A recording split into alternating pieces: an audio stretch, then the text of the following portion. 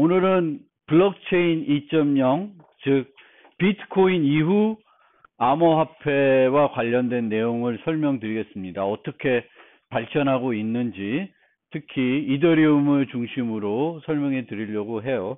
그래서 여기 있는 내용은 지난 시간에 설명드린 내용이고, 바로 이더리움 쪽으로 넘어갑시다. 그래서 이제 비트코인에서는 블록체인이라는 기술을 사용해 가지고 탈중앙 암호화폐를 실현했습니다.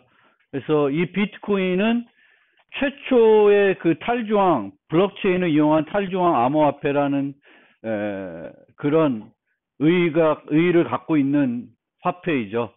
그렇다고 이 비트코인에 쓰이는 어떤 기술들이 최상의 기술이냐, 그렇지는 않고 그 이후로 계속 비트코인에 있던 문제점들을 개선하는 새로운 이런 암호화폐들이 개발되고 있는 거죠.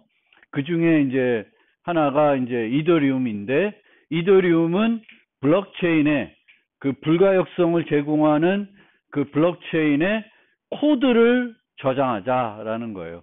실제 코드가 블록체인 자체에 저장되는 건 아니겠지만 그 코드의 해시값이 블록체인에 저장된다고 생각하시면 되겠습니다. 그래서 그 저장된 그 코드가 이제 각 노드에서 실행되는 형태가 되는 거죠. 그것의 실행을 통해서 탈중앙 앱을 만들 수 있는 그런 플랫폼적인 성격의 암호화폐가 된 거예요. 그래서 이더리움은 원래 비트코인은 실물화폐를 대체하기 위한 수단으로 만들어진 암호화폐죠. 근데 그 비트코인이 실물화폐를 대체하기가 어렵겠죠. 그 이유는 이제 가격 변동성 때문에 그렇습니다. 근데 이제 이 이더리움도 암호화폐이지만 이 암호화폐에서 발행되는 그 암호화폐는 일반적인 물건을 구매하기 위한 용도로 발행되는 화폐가 아니라 이 세계에서 뭔가를 사용할 때, 앱을 사용할 때 비용을 지불해야 되는데, 그 비용을 지불하기 위한, 이더리움에 참여할 때 참여 비용을 지불하기 위한 수단이 되는 거예요. 다른 물건들을 뭔가 구매하려고 하는 그런 목적은 아니었습니다. 그리고 이 이더리움을 만든 사람은 비탈릭 부테린인데, 그 비트코인에서 비트코인을 만든 사람은 누군지 모르죠. 가명으로 사토시 나카모토라고 하지만 그 사람이 실제 누군지는 몰라요. 근데 부타린은 이제 이더리움 만든 사람 부타린이 만들었고, 부타린이 지배적인 어떤 역할들을 지금도 계속 하고 있죠. 이더리움에서는. 물론 다른 암호화폐들도 그 암호화폐를 개발한 사람들이 많은 지분을 갖고 있고 거기에 대한 의사결정에도 큰 역할을 하는 거죠. 그리고 그렇게 암호화폐를 새로 만드는 사람들도 대다수는 많은 돈을 벌고자 하는 욕심이 많죠. 그렇습니다. 그래서 좀 더 상세하게 이더리움을 소개를 하면, 이더리움은 실물화폐를 대체하기 위한 그런 화폐는 아니지만 이제 실제 그 코인 거래소에서 거래는 되고 있습니다. 거래는 되고 있지만 이제 비트코인에 비해서는 가격이 그렇게 높은 건 아니죠. 그런데 비트코인은 희소성이 갖고 있어요. 왜냐하면 총 발행되는 비트코인의 수는 제한이 되어 있습니다. 그리고 이제 머지않아서 더 이상 새 화폐를 발행 안 할 거예요. 근데 이 이더리움은 계속 발행합니다. 그러니까 그 이더리움 화폐가 희소성이 없는 거죠. 그래서 가치는 이렇게 그 비트코인만큼 올라갈 일은 없을 거예요. 그래도 이더리움이 다른 암호화폐보다는 더 많은 관심을 받고 있고 여러 가지 계속 발전하고 있기 때문에, 또 이더리움을 사용하는 어떤 앱들이나 그런 것들이 많아질수록 이더리움의 가치는 더 올라갈 수는 있을 것 같습니다.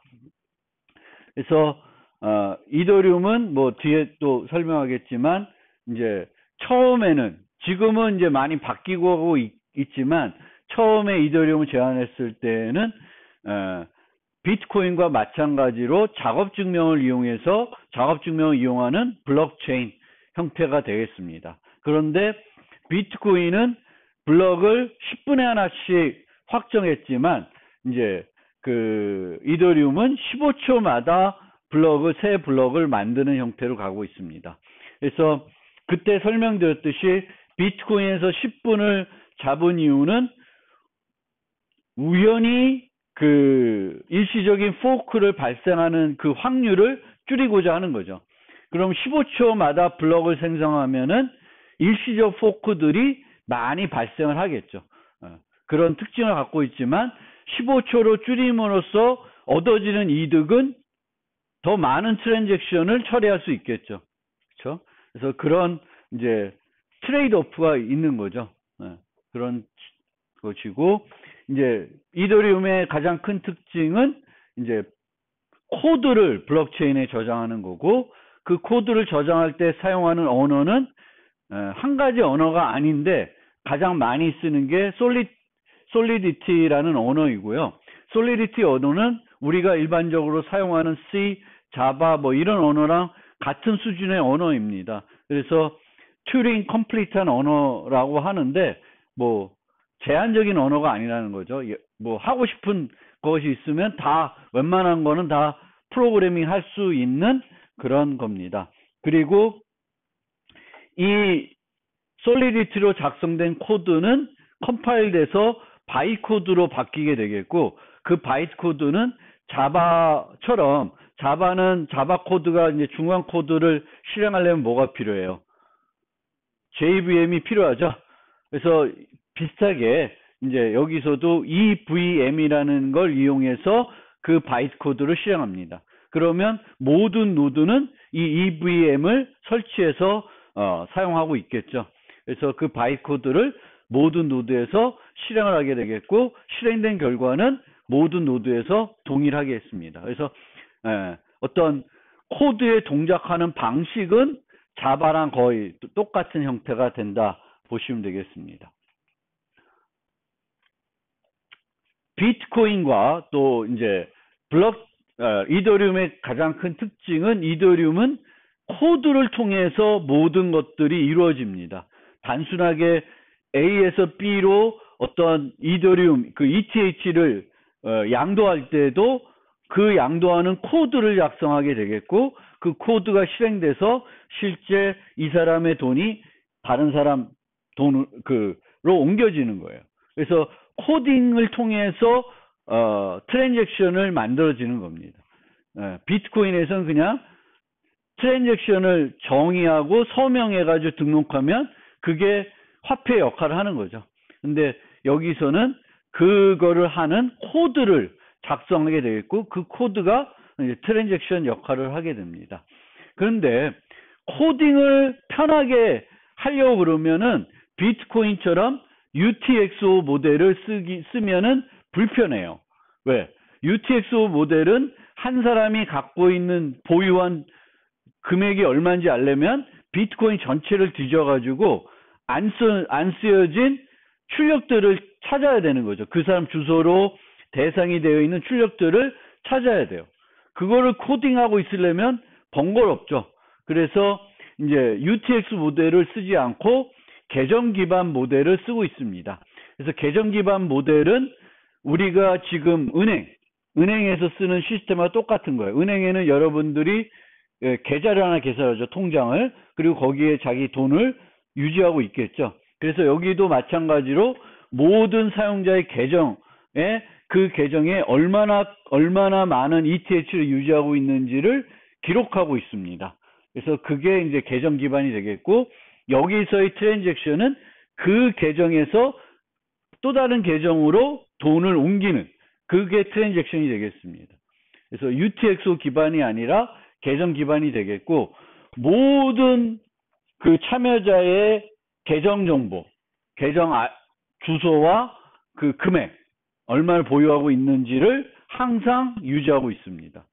그래서 우리가 기존의 그 비트코인에서는 블록체인이 이런 형태로 구성이 되고 있어요. 여기에 거래들만 이제 거래들의 머클트리 만들어서 루트 값하고 이전 블록의 해시값, 난스를 이용해서 해시퍼즐을 해결하는데 여기에는 똑같은 거래 정보가 들어가지만 여기에는 이제 모든 사용자들 계정 잔액이 항상 여기에 포함돼서 운영이 됩니다. 그래서 이런 식으로 하는 이유는 프로그래밍을 편리하게 하기 위해서는 이 방법이 더 좋다라는 거고, 실제 이 방법은 우리한테는 더 직관적이죠. 우리가 일반적으로 사용하는 방식과 똑같죠. 내 계정에 내가 보유한 액이 얼마인지 항상 알 수 있고, 다른 사람이 얼마 보유했는지도 매 블럭에 있는 계정 정보만 보면 알 수가 있습니다.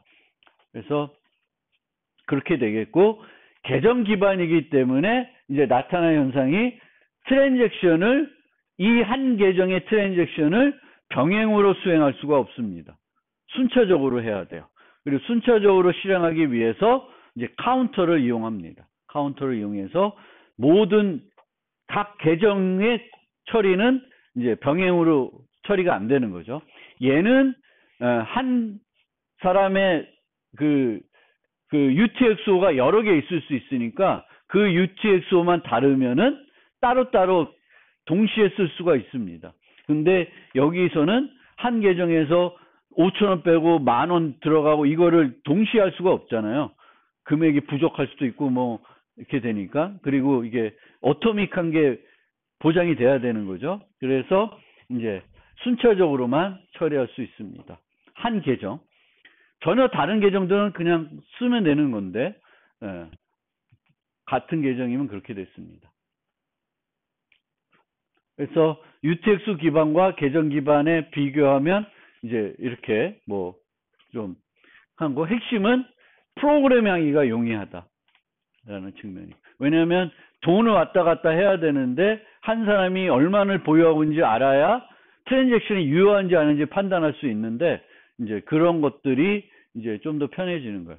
그러면 이제 그 이더리움에서의 이 거래는 어떤 기본적인 거래는 어떻게 되냐면 A 계정에서 B 계정으로 이만큼 이체한다라는 게 이제 기본 트랜잭션이 되는 거예요. 그러면은 이것을 통해서는 이제 UTXO에서는 어떻게 했냐면은 사용하지 않은 출력이 있고, 이제 그거를 이제 입력을 써서 다른 데로 이 돈을 옮기고 있죠. 그래서 이제 거스름을 우리가 쓰잖아요. 그러니까 A가 500원 UTXO를 갖고 있는데 50원을 누구한테 주고 싶으면 450은 자기한테 이렇게 트랜잭션을 만들게 되겠고, 500원, 50원, 자기가 뭐 430원 하면은 20원은 수수료로 나가는 그런 형태가 돼요. 근데 여기서는 어떻게 되냐면 A 계정에서 B 계정으로 10, 그러면 10만 가는 거죠. 그러면 그걸 통해서는 뭘 못 나타내요? 수수료를 나타낼 수가 없죠. 그리고 이 수수료는 누가 가져갈지 모르잖아요. 채굴자가 누가 될지 모르니까 특정한 사람한테 지급할 수가 없습니다. 그래서 수수료를 지급하는 또 다른 방법이 필요한 거예요. 여기서는 차액을 갖고 수수료를 지불했었는데 이제 이쪽에서는 그게 안 돼요. 그래서 이제 여기서 쓰는 게 가스 리밋과 가스 프라이스를 이용하게 됩니다. 그래서 내가 수수료를 얼마 내겠다라는 거를 같이 넣어야 돼요. 근데 그게 누가 가져갈지는 모르는 거죠. 그래서 내 계정에서 나중에 그만큼 내가 제시한 것만큼 채굴자가 빼내가는 형태로 이제 트랜잭션을 채굴자가 등록하겠죠. 그래서 그렇게 하는데 여기서는 요 방법을 씁니다. 가스 리밋과 가스 프라이스를 표시해 가지고 내가 지불할 수수료를 나타내게 되는데, 이 수수료는 어떻게 측정이 되냐 하면은 여기서는 채굴자가 각 트랜잭션을 실행해야 돼요. 코드니까 실행을 해야 됩니다. 실행을 하게 되면 내 CPU의 자원을 쓰게 되겠죠. 그래서 거기에 대한 비용을 지불하게끔 설계가 되어 있어요. 프로그램을 실행하면은 프로그램을 실행할 때 얼마를 가스가 소요되는지를 계산하게 되어 있습니다. 이 가스는 프로그램을 구성하는 기본 연산을 이용해 가지고 측정을 하게 돼요. 그래서 내가 실제 이 프로그램을 실행할 때 이만큼의 가스가 소요됐으면 그 가스에다가 이 사용자가 제시한 가스 프라이스를 곱해 가지고 받는 거예요. 즉 이제 수수료는 그때그때마다 달라질 수가 있는 거죠. 마치 우리가 기름을 넣으러 주유소에 가면은 오늘 갈 때와 내일 갈 때 그 주유비가 달라질 수가 있죠. 똑같은 리터를 채웠는데도 금액은 매일 다를 수가 있습니다. 그래서 그런 것들 비슷하게 나타내기 위해서 이제 가스 프라이스를 표시합니다. 그러면 실제 트랜잭션을 처리한 채굴자가 프로그램을 실행을 하게 되겠고, 실행을 하게 되면은 얼마만큼의 가스가 소요된지를 파악하게 됩니다. 그래서 그거랑 가스 프라이스 곱해서 수수료를 챙기게 되는데, 이 가스 프라이스 말고 가스 리미트를 정해놔요. 그러면 내가 총 계산했더니 소요된 가스가 가스 리미트보다 커. 그러면은 이 트랜잭션은 무효화가 됩니다. 근데 무효화가 되는데, 그러면 나는 수수료를 한 푼도 지불하지 않냐? 지불해요. 그러니까 내가 가스 리밋을 적게 잡아놨는데 내 프로그램이 실제 필요한 가스는 이거보다 많아. 그러면 채굴자는 실제 뭘 했어요? 실제 실행을 했죠. 얘를 무효화 되든 안 되든 실행을 한 거예요. 그래서 그만큼을 채굴자가 가져가게 됩니다. 가져가게 되는데 트랜잭션은 실행이 안 된 걸로 등록이 되는 거예요. 무효화된 상태로 블록체인에 확정이 되는 겁니다. 그러면 손해죠. 수수료는 수수료대로 나갔는데 내가 원하는 트랜잭션은 실행이 안 된 거예요. 그래서 가스 리밋은 충분히 잡아줄 필요가 있습니다. 충분히 잡아줄 필요가 있고, 가스가 실제 얼마나 소요되는지는 작성된 코드를 통해서 충분히 예측이 돼요. 그래서 잘 적정해가지고 해야 되겠고, 또 가스비를 많이 지불할 용의가 있으면은 또 확정되는 속도는 빨라질 수가 있죠. 왜냐하면 채굴자들은 더 많은 수수료를 받기 위해서는 가스비를 많이 지급하는 애들을 선호하겠죠. 물론 가스비가 높다고 해서 실제 내가 받는 수수료가 많아질지는 모르죠. 가스비는 높은데 트랜잭션은 매우 단순할 수가 있죠. 그래서 실제 소요되는 가스는 또 프로그램에 따라 달라지는 거니까 이제 그런 차이는 있습니다. 그래서 이런 방법을 사용합니다. 이더리움은. 그래서 좀 특이한 방법으로 수수료를 쓰게 되겠고, 지금 우리가 두 개의 암호화폐를 살펴보고 있는데, 이더리움 그리고 비트코인 살펴봤는데, 이 세계에서는 공짜라는 건 없어요. 그러니까 그 개념은 늘 생각하죠. 지금은 우리가 예를 들면 이제 안드로이드 같은 경우에는 내가 광고를 많이 보면 공짜로 뭔가 쓸 수는 있죠. 게임 갈 때도 광고를 좀 보면 뭐 이렇게 되는데, 또 iOS는 조금 다르죠. 그 방식들이. 근데 그런 방식인데, 이제 암호화폐에서는 그런 게 없어요. 다 뭔가 내가 뭘 하면 뭔가 지불을 해야 되는 형태로 이게 구성이 됩니다. 공짜가 없고요. 그래서 트랜잭션은 비슷한데, 이더리움의 트랜잭션은 크게 세 종류예요. 일반 트랜잭션이 있고, 스마트 계약을 등록하는 트랜잭션이 있고, 스마트 계약을 실행하는 트랜잭션이 있어요. 그래서 일반 트랜잭션은 일반 계정 간의 계좌 이체예요. 돈 이체하는 거. 그래서 이게 이제 평범한 우리가 비트코인에서 실제 일어나는 A가 B한테 돈을 얼마 주는 거고, 이제 특별한 어떤 프로그램들을 이제 그 탈중앙 앱을 만들기 위해서 등록할 수가 있는데 그 등록하는 트랜잭션이 있고 그 등록된 트랜잭션을 원할 때 실행하는 그런 트랜잭션이 있습니다.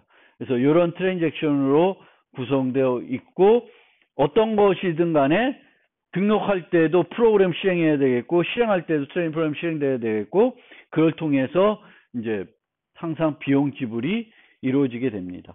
그래서 이 스마트 계약을 등록하게 되면은 스마트 계약용 계정이 또 하나 만들어집니다.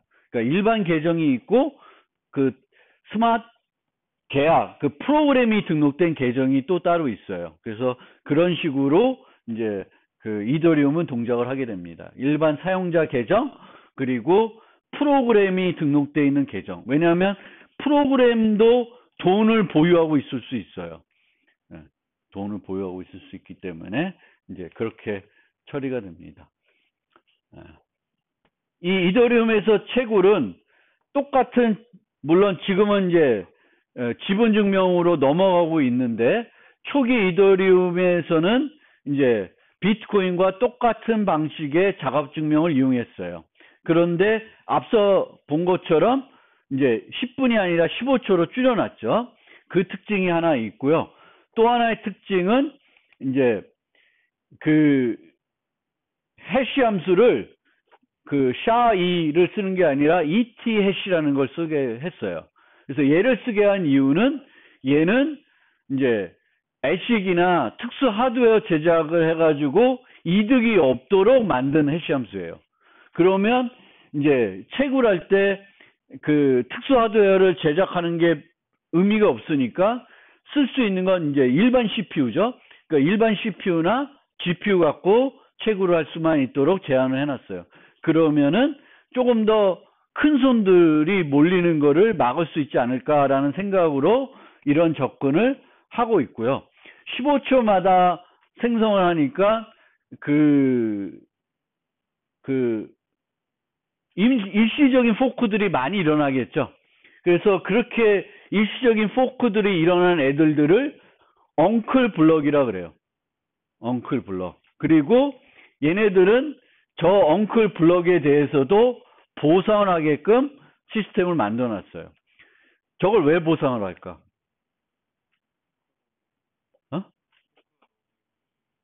포크가 많이 발생해서 보상을 하는 거, 어떻게 보면 그런 건데, 이제 채굴자들이 나는 맨날 성공했는데 맨날 나는 그거를 안 된 거야. 그러면 억울하잖아. 그럼 아이씨 안 때려쳐. 이렇게 될 수가 있어요. 때려치면은 채굴자들이 줄어들면 어떻게 돼? 생태계가 안 좋겠죠. 그래서 생태계의 건전성, 즉 채굴자들이 그거를 뭔가 빠져나가는 것들을 방지하기 위해서 이제 이런 엉클들도 성공했지만 확정이 안 된 애들은 이제 일부 조금 적지만 이제 돈을 주게끔 그렇게 마련을 하고 있습니다. 보상을 하고 있다. 그리고 이제 그 비트코인은 이제 블록이 확정이 되면은 어떤 값들로 어떤 트랜잭션들로 블록을 확정했는지를 전체 비트코인 네트워크에 전파를 해야 되겠죠. 그 전파 속도를 빠르게 하기 위해서 이제 1메가라는 그 블록 크기를 제한했습니다. 그래서 얘도 비슷한 방법을 쓰는데 얘는 블록체인의 그 크기를, 그 내용의 크기를 1메가로 제한하는 게 아니라 한 블록에 쓸 수 있는 총 가스비를 제한합니다. 그러면 프로그램 크기가 제한되겠죠. 그렇죠? 그래서 비슷한 효과인데 여기서는 이제 전체적인 그 내용의 크기로 제한하는 게 아니라 그 내용들이 프로그램일 테고 프로그램들이 실행하면은 가스가 소요되는데 한 블록에서 총 처리할 수 있는 가스를 제한함으로써 비슷한 효과를 제공하고 있습니다. 얘도 이렇게 여러 블록들이 생겨가지고 이렇게 일시적인 포크로 이렇게 벌어질 수가 있으니까 그 문제를 똑같이 가장 긴 체인 우선 원칙을 써가지고 해결을 하고 있습니다. 그리고 이제 올해 이제 캐스퍼로 완전히 전환할 예정이라고 하고 있습니다. 했는지 안 했는지 정확히 잘 모르겠네요. 조사가 아직 덜 돼서. 근데 하여튼 전환을 예정하고 있습니다. 그래서 이제 이더리움은 프로그램을 이제 블록체인에 등록할 수 있는데 그 블록체인에 등록하는 대다수의 그냥 프로그램들을 우리는 스마트 컨트랙트라고 합니다. 스마트 컨트랙트. 그래서 계약 뭔가 그 참여자들 간에 어떤 계약을 프로그래밍 하는 거고 그런 계약들은 어떤 조건이 맞으면은 자동적으로 실행되게끔 되는 거죠. 프로그램 되어 있으니까. 그래서 예를 들면 디지털 상품을 거래해요. 그래서 지불자는 상품의 금액만큼 이더를 계약에 예치해 놓습니다. 그리고 그 반대편 사람들은 디지털 상품을 예치하게 되겠고 어떤 조건을 걸어 놓으면 그 조건이 만족되면 자동적으로 이 트랜잭션, 이 스마트 계약은 실행이 돼 가지고 그 예치된 돈은 그 상품의 주인한테 갈 거고 디지털 상품의 소유권은 이제 예치한 그 사람한테 옮겨지는 형태로 이렇게 그 프로그램을 작성할 수가 있습니다. 그래서 뭐 이런 거고요. 결국은 이런 것들이 활성화가 되면은 이제 이 계약들을 누군가는 프로그래밍 해야 될 거고 그러면 이더리움을 에서 그 솔리디티 갖고 프로그램을 잘 짤 수 있는 사람들이 시장 가치가 그러니까 개발자로서 뭔가 돈을 많이 벌 수 있지 않을까 뭐 이런 기대도 하는데 그런 얘기는 많이 들어보지 못한 것 같은데 모르겠어요. 좀 더 지나면 그 솔리디티 개발자들의 수요가 많을지도 모르겠습니다. 제가 잘 또 지금 시장 현황을 정확하게는 모르겠는데 그런 것도 하나의 여러분들이 개발자로 나는 이쪽 블록체인 쪽에 좀 관심을 갖고 있다 그러면 이제 솔리디티 개발자로 어떤 길을 가볼 수도 있을 것 같습니다. 그래서 스마트 계약의 장점은 자율성 뭐 이런 거고요. 근데 당연히 블록체인에 등록되어 있고 블록체인은 불가역성을 제공하니까 누군가가 코드를 일부러 수정하거나 뭔가 바꾸거나 할 수는 없겠죠. 한번 등록되면 그걸로 끝이에요. 그렇죠? 한번 등록되면 끝이고 코드가 다 누구나 볼 수 있는 코드니까 이제 뭐가 되는 거야? 누구나 다 이 코드가 제대로 된 코드인지 확인할 수가 있겠죠. 뭐 누구나 다는 아니지만 그 코드를 읽을 수 있는 사람들은 이 코드가 뭐라는 코드인지는 명확해지는 거죠. 근데 여기서의 문제는 뭐냐면은 코드에 뭔가 오류가 들어있으면 그거를 지우기가 어려워지는 거예요. 덮어 써야 되는 거지. 불가역성이니까 오류가 있는 코드가 올라갔는데 그 오류를 잘 파악 못하고 있으면 큰 문제가 발생할 수가 있죠. 그렇죠? 그래서 그런 단점도 있어요. 그러니까 등록이 되어 있는데 등록할 때 잘못 등록해가지고 몰랐는데 오류가 있어요. 그러면 그 오류가 있는 상태에서 계약들이 실행이 될 테고 그 계약에 문제가 생긴다고 해서 뭔가 하소연할 수 있는 건 없는 거죠. 이미 엎질러진 물이 되는 거죠. 그래서 그런 측면도 있어요. 왜냐하면 우리는 코드에 문제 있으면 업데이트 내놓고 막 이렇게 할 수가 있는데 여기는 그런 것들이 이제 등록되어 있는데 그 등록되어 있는 걸 뭔가 지우는 또는 갱신하는 방법이 그렇게 마땅히 있는 게 아니기 때문에 그런 것이 있습니다. 나머지는 뭐 보면 이해할 테고 실제 솔리디티 코드를 보면은 별거 없어요. 그냥 자바에서 뭔가 클래스 만들고 메소드 정의하고 뭐 그런 거예요. 그래서 코드들 보면 이제 뭐 이 밸런스에 있는 금액이 뭐 맞냐 넘냐 뭐 이렇게 되어 있기 때문에 별거 그러니까 뭐 계좌 이체하는 코드는 별거 없는 것 같아요.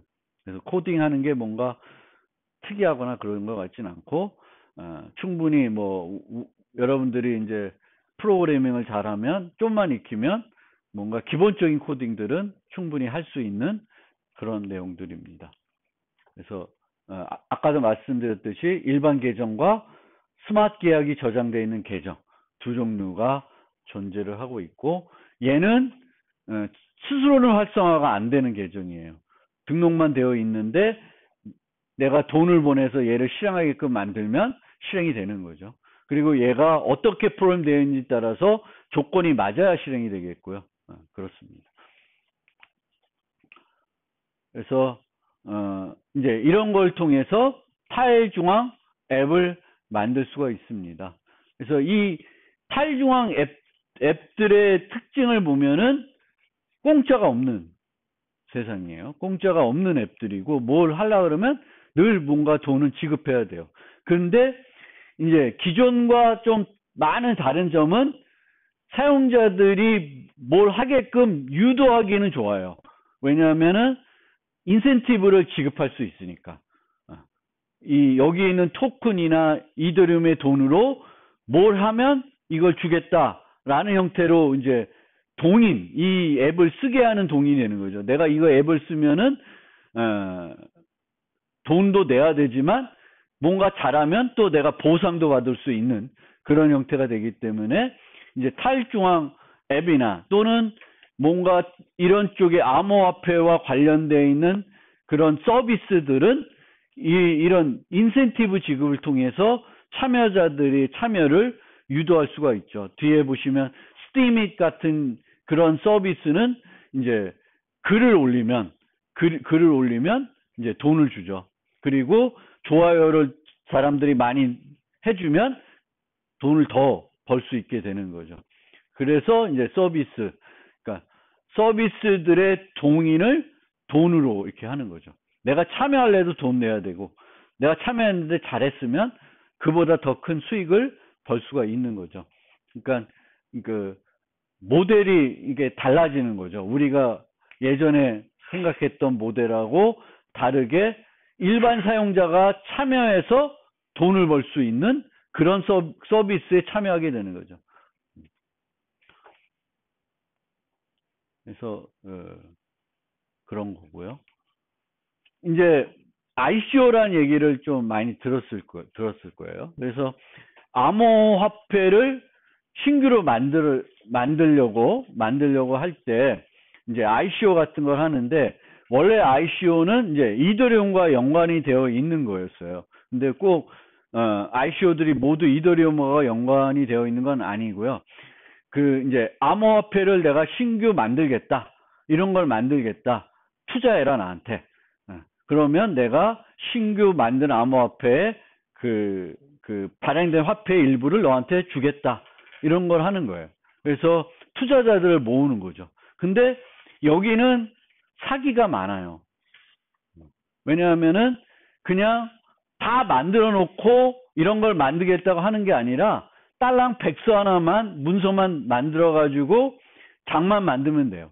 그러면 투자자들은 그걸 보고 투자하는 거예요.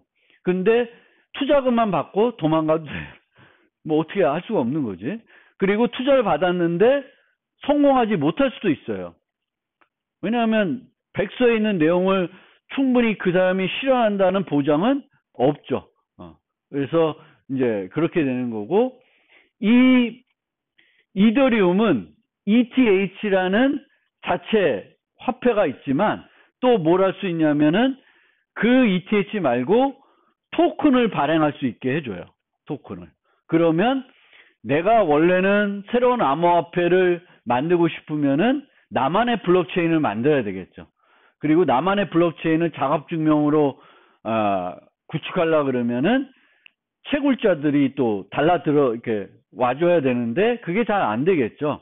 내가 뭘 만들었는데 뭐 그게 얼마나 이득이 된다고 막 사람들이 채굴해 주지는 않을 수 있잖아요. 그래서 그런 문제가 있는데, 이제 이더리움은 어느 정도 성숙되어 있으니까 내가 이더리움의 블록체인을 내 암호화폐를 만들 때 사용하는 거예요. 그게 바로 이제 이더리움 토큰을 쓰는 거예요. 그래서 나는 새로운 암호화폐를 만드는 게 아니라 내가 만든 암호화폐는 뭐가 되는 거냐면 이더리움 토큰이 되는 거예요. 그런데 이게 이더리움 토큰은 그러면 그 안에서만 쓰는 화폐가 되는 거죠.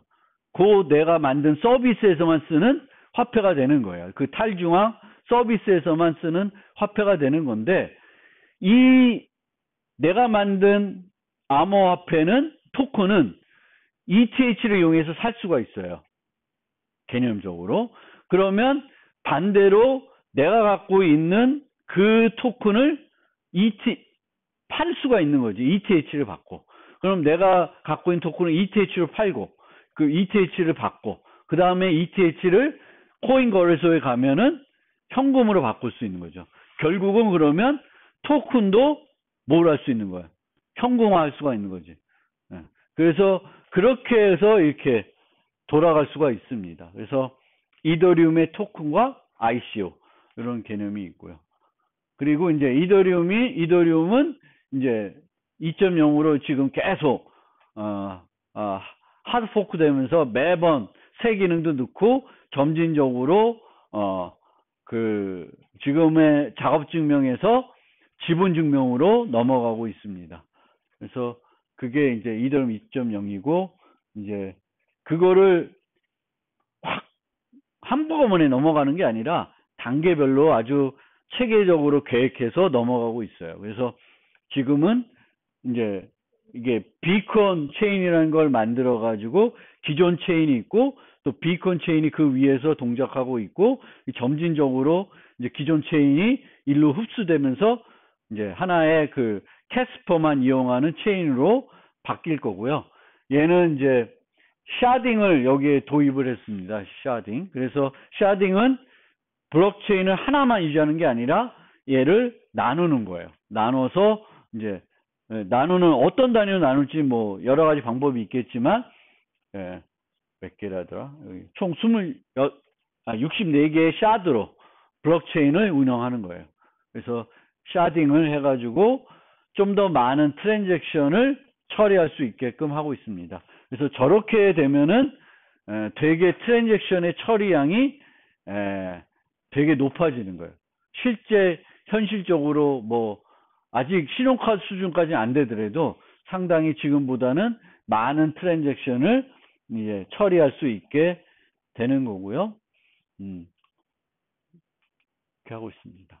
그래서 이 캐스퍼라는 거를 좀 설명드리면은 지분 증명을 뒤에 가서 설명드리겠지만 지분 증명은 검증자를 선별하는 거예요.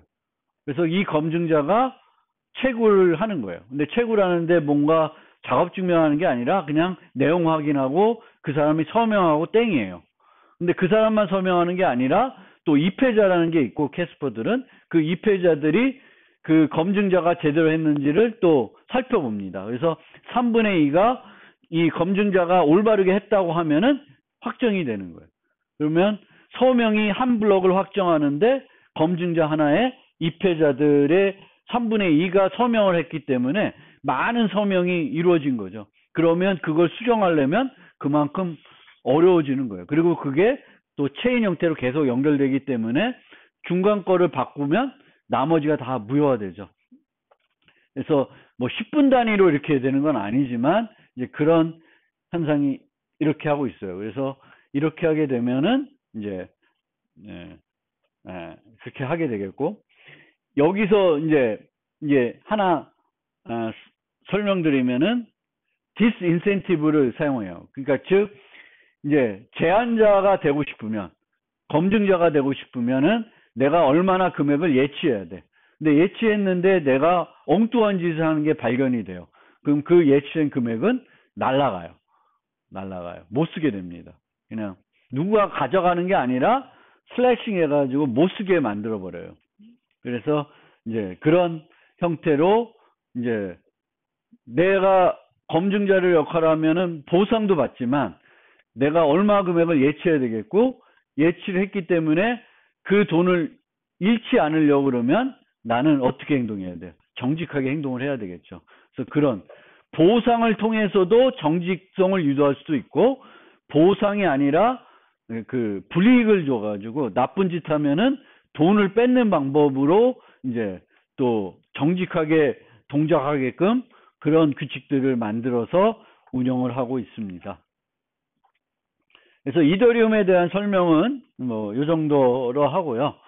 이 이더리움 말고 이제 수많은 다른 암호화폐들이 많이 비트코인 이후 만들어졌고, 또 많은 이 암호화폐들은 실제적으로 코딩, 이 개발하는 게 어렵지 않아요. 새로운 신규적인 걸 많은 요소를 넣으면은 또 어려울 수 있는데, 대부분의 여기서 사용되는 이런 코드들이 다 오픈 소프트웨어예요. 왜냐하면 코드를 검증받아야 되니까 코드들이 오픈 형태로 되어 있고, 그러면 또 가져다가 내가 좀 수정해서 내 암호화폐를 만들 수가 있어요. 그래서 초기 많은 암호화폐들은 비트코인 소프트웨어를 가져다가 자기들 필요한 것들을 추가 수정해가지고 새 암호화폐를 만들어서 썼고, 그래서 걔들을 이제 알트코인이라고 많이 얘기하는 거죠. 그래서 몇 가지 알트코인들을 소개를 하면, 내가 여기 소개했다고 얘네들 같이 써서 여기 투자하고 그러면 안 돼. 그런 목적이 아니에요.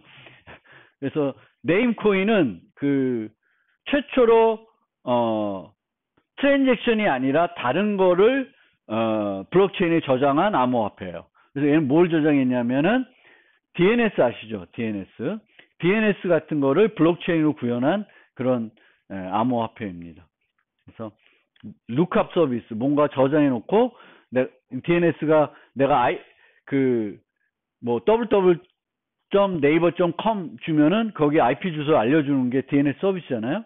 그런 정보들을 블록체인에 저장해 놓는 그런 방식이 네임코인이고, 피어코인은 최초 지분증명을 만든 암호화폐예요. 그러니까 최초 지분증명을 사용한 암호화폐가 되겠고, 리플은 실제 많이 사용되는 암호화폐입니다. 근데 얘는 목적이 뭐냐면은 글로벌 송금이 목적이에요. 그러니까 국제 나라 밖에 한 나라에서 다른 나라로 송금할 때 쓰기 위해서 이거 씁니다. 원래 여러분들이 그런 걸 안 해보셨을 거겠지만, 만약 내가 미국에 있는 누구한테 돈을 보내게 되면 내가 $100 보내고 싶으면은 그게 하루아침에 안 가요. 그리고 돈은 돈대로 또 추가적으로 수수료도 많이 내야 돼요. 근데 얘를 사용하면은 빨리 전달이 되고 수수료도 거의 없고 뭐 이런 거죠.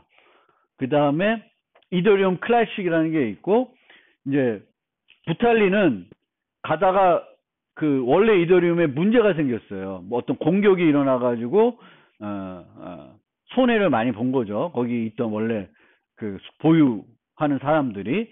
그래서 그 부탈린이 그 공격이 발생되어 있던 시점 이전으로 돌아가서 새로 채굴하자, 코드 수정해가지고 채굴하자 해가지고 그렇게 했어요.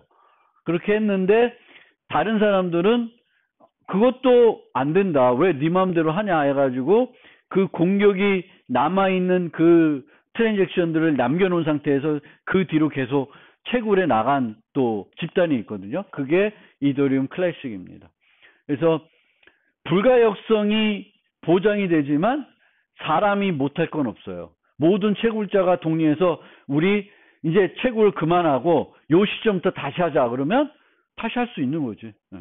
그래서 이게 물리적으로 불가역성적인 건 아니라는 거죠. 그냥 사람이, 그러니까 부탈린 같은 사람이 하자 그러면은 불가역성이 다 깨져버리는 거지. 그런 특이한 특성이 갖고 있고요.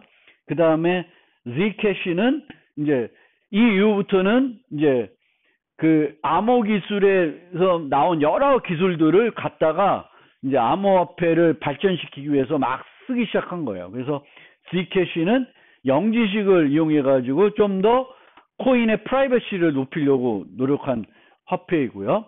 아요타는 조금 다른 형태의 블록체인을 사용하고 있고, 목표는 사물 인터넷, 그러니까 이런 형광등 같은 데에서 동작하게끔 만들어진 그런 암호화폐이고, 이오스는 이더리움과 비슷한 형태로 만들었는데 자기네 거가 이더리움보다 좋다.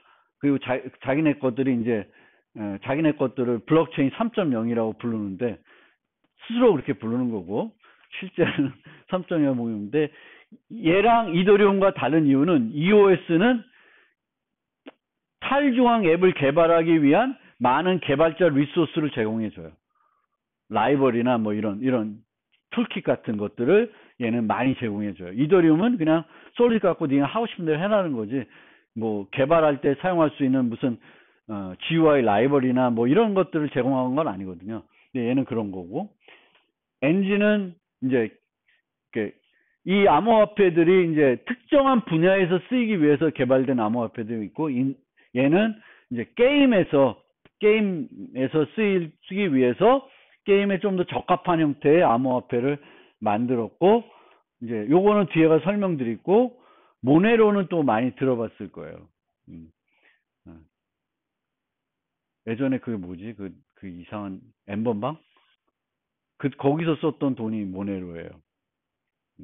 그래서 이런 이제 나쁜 데다 이제 쓴 거지 암호화폐들이. 근데 얘는 이제 그 프라이버시를 높이려고 링 서명을 썼습니다. 그 밖에도 뭐 여러 알트코인들이 있습니다. 잠깐 쉬었다가 나머지 부분 설명해 드리겠습니다.